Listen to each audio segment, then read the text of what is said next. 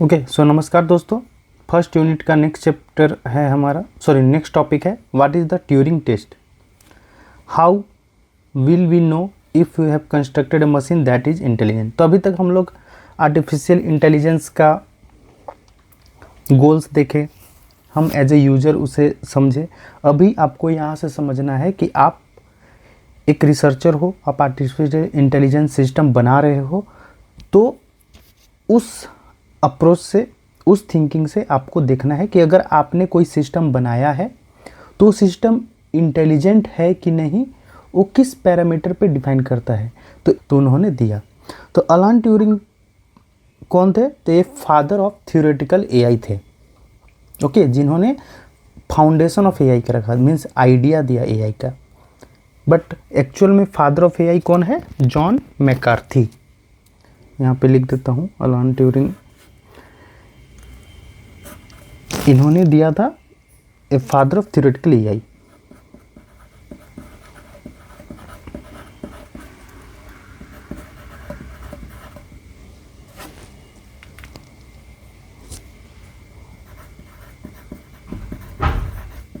Means इन्होंने idea दिया था कि ऐसा सिस्टम बनाया जा सकता है जिसमें ह्यूमन का बिहेवियर हम ला सकते हैं। लेकिन जॉन मैकार्थी जो थे, जॉन मैकार्थी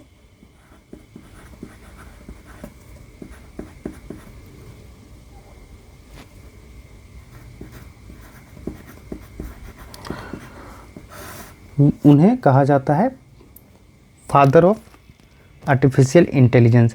इन्होंने ही कॉन्फ्रेंस में 1956 में जॉन मैकार्थी ने ही आर्टिफिशियल इंटेलिजेंस टर्म को दिया था। इसलिए जॉन मैकार्थी को हम लोग बोलते हैं फादर ऑफ एआई एंड अलान ट्यूरिंग को बोलते हैं फादर ऑफ थ्योरेटिकल एआई, जिसने आइडिया ऑफ एआई दिया था।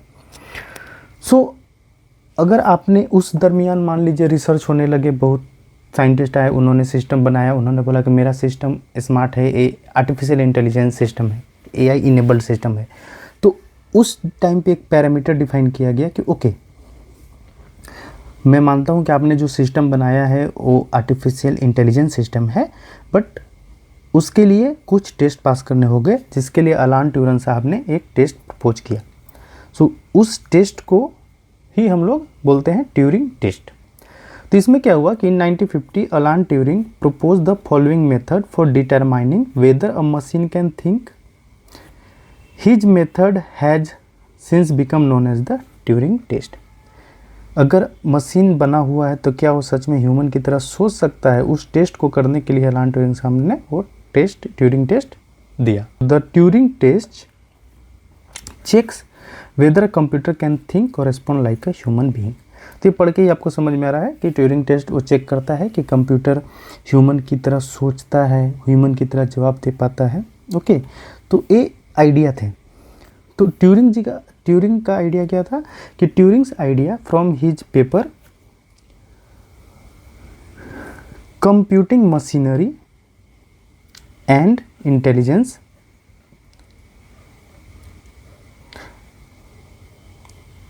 he asked the questions, can machine think? Instead of directly answering, he proposed a test based on intimation copy of something real.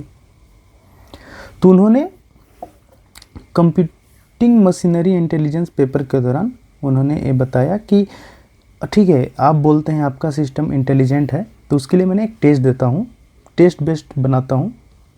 अगर आप मेरा टेस्ट को पास करता है, देन हम बोल सकते हैं कि चलो ठीक है, आपका जो सिस्टम बना हुआ है, आर्टिफिशियल टेस्ट सिस्टम जो आपने बनाया है, जो साइंटिस्ट ने, इंजीनियर्स ने, रिसर्चर ने, स्टूडेंट्स ने, जो उस टाइम पे जो रिसर्च चल रहे थे आर्टिफिशियल इंटेलिजेंस में का 1950s के दौरान, तो अगर वो लोग जो सिस्टम बनाया है, अगर एलान ट्यूरिंग का टेस्ट पास करता है, तो उनको उस टाइम पे बोला जाता था कि ये सिस्टम स्मार्ट है और आर्टिफिशियल इंटेलिजेंस सिस्टम है। तो हाउ ट्यूरिंग टेस्ट वर्क, उसको हम लोग जानते हैं। तो यहाँ पे ना 3 रोल्स इन्वॉल्व है। फर्स्ट है ह्यूमन इंट्रोगेटर, जो जज है, जो क्वेश्चन पूछेगा, human respondent and machine respondent. एक ह्यूमन भी रहेगा, एक आर्टिफिशियल इंटेलिजेंट मशीन जो है वो भी रहेगा, जो एआई जिसे हम बोल रहे हैं कि स्मार्ट इंटेलिजेंस सिस्टम है। तो यहाँ पे 3 लोग पार्टिसिपेंट हैं, एक क्वेश्चन पूछेगा और 2 लोग जवाब देंगे, एक ह्यूमन रहेगा मशीन। एंड यहाँ पे है कि इंट्रोगेटर को ये पता ना चले कि वो जो क्वेश्चन पूछ रहा है उसे ह्यूमन ने आंसर दिया है या मशीन ने दिया है।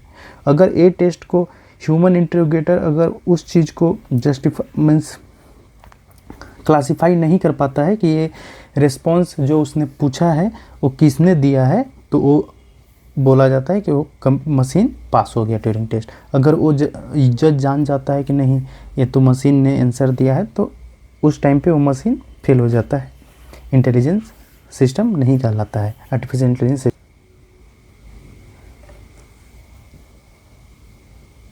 प्रोसेस है कि द जज interact with both the human and machine via text based chat, so voice और अपीयरेंस डजंट इन्फ्लुएंस जजमेंट।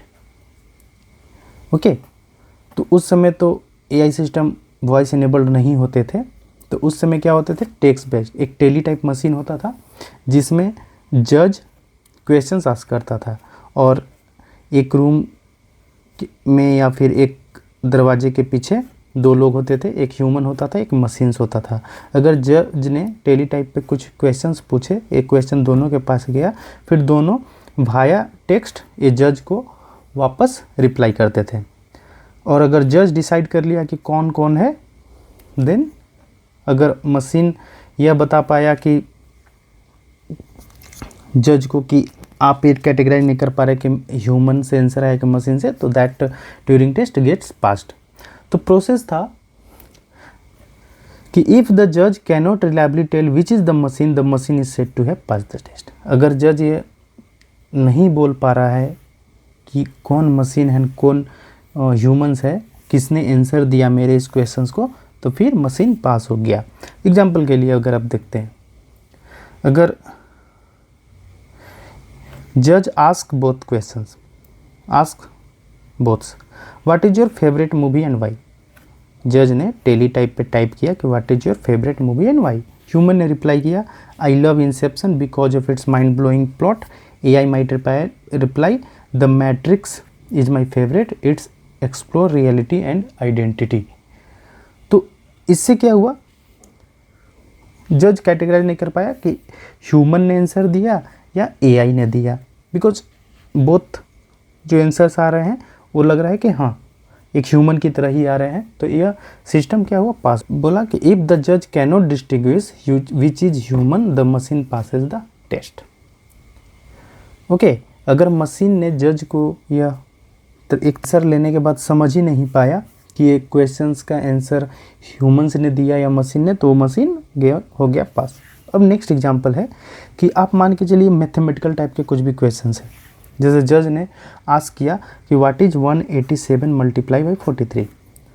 अब हमारे ह्यूमन बीइंग्स के लिए क्या है, थोड़ा मल्टीप्लिकेशन उतना इजी नहीं है हर एक किस के लिए, तो यहाँ पे क्या है, टाइम लगता है, सोचता है, सम टाइम हम गलत आंसर दे सकते हैं। लेकिन अगर सिस्टम रहेगा, कंप्यूटर सिस्टम तुरंत प्रोसेस करके दे देगा, तो उस समय जज समझ जाएगा कि ओके एक ये जो रिजल्ट तुरंत आया है, इंस्टेंटली आया है, इट मीन्स ह्यूमन तो नहीं दिया है, एआई है।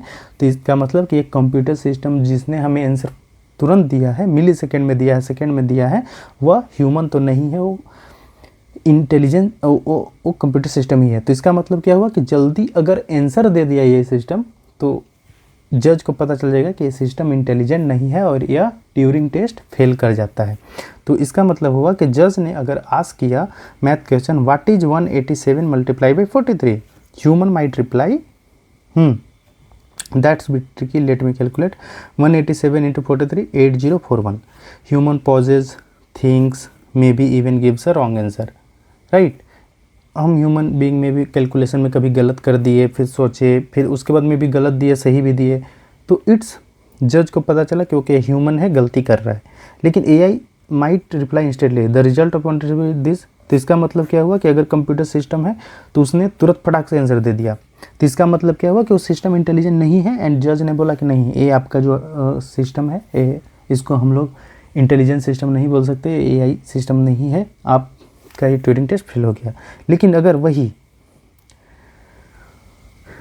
If the AI replies too quickly it may seem unnatural, जो अभी मैंने बोला कि अगर वो तुरंत देता है तो इसका मतलब कि वो सिस्टम अननेचुरल है और वो सिस्टम ट्यूरिंग टेस्ट पास नहीं किया, फेल किया। लेकिन if the AI replies like a human would by thinking, explaining और making a small mistake would it could fool the जज। अगर आपका सिस्टम इंटेलिजेंट है तो मे बी वो टाइम लेगा, एक पॉज लेगा, मे बी कुछ ऐसा टाइप करके गलत भेज दे, जो नियरेस्ट 8041 है तो 8042 दे दे, 41.55 दे दे, 0.55 तो नहीं देगा क्योंकि यहाँ पे फ्रैक्शन नहीं है तो फ्रैक्शन नहीं आएगा।